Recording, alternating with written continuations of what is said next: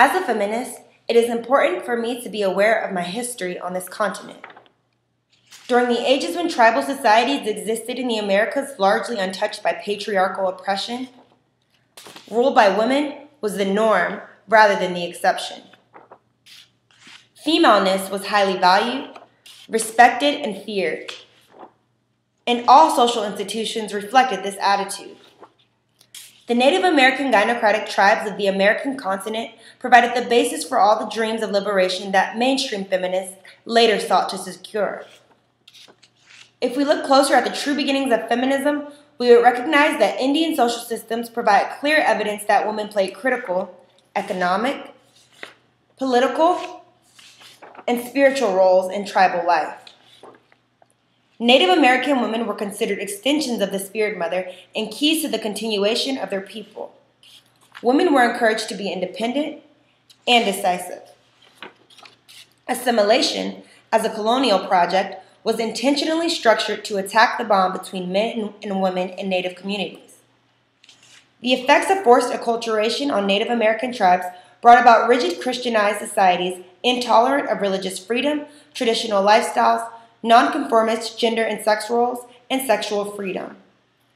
Colonization and violence against Native people meant that power and control over Native people's lifeway and land had been stolen. We must recognize the roots of feminism and understand the effects of colonialism and patriarchy on our knowledge and understanding of Native American experiences, as well as understand the limits of hegemonic feminism.